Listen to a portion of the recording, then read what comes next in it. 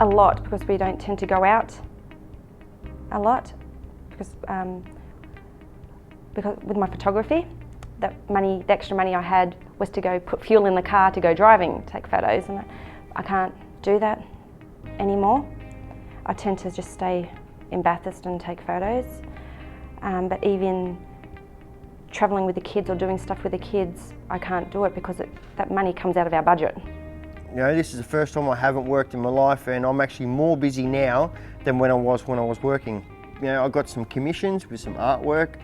My uncle rings me up every once in a blue moon when I can turn up, and I swing an excavator or a backhoe for him. But no, technically no, I'm not working. I think I earned something like about $7,000 last year in the last financial year, so that's how much work I'd be picking up anyway. It'd be very little. So I've had access to emergency food vouchers for the tough times when you really find that you can't handle all of the money that you're having to fork out for study. So yeah, I have access to food vouchers just for me to be able to eat over the weekend. Through the tough times where I am struggling financially, it does put a lot of stress onto my family, because I know that they know that I'm struggling financially at uni, and they're so far away in northern New South Wales, and I'm here stuck in Bathurst with no money,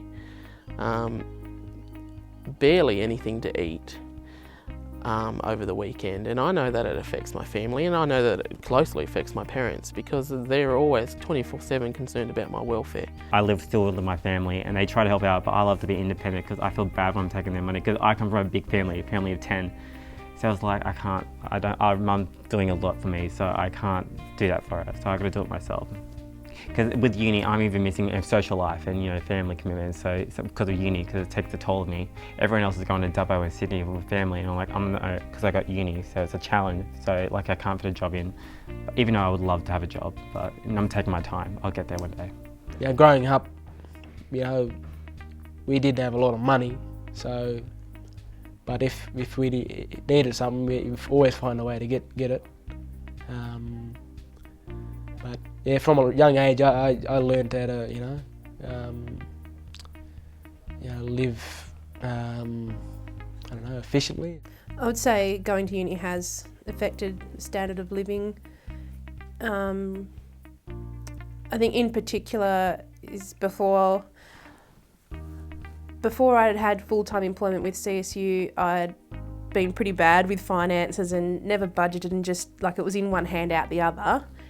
And then while I was working, I got the opportunity to actually, save money, and just knowing that you could go out and if, your washing machine broke down, you could call in someone to fix it and they could come and fix it and you had the money to pay them.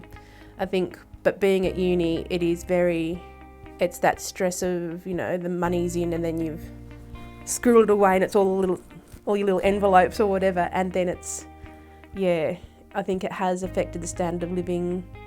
There's less holidays, but I think that has forced me really to be more creative with what my daughter and I do during school holidays. We'll go to the library, we'll go to the art gallery, we'll go to parks. We really take advantage of the free things you get out there, and there's tons, but you just don't think to look for them.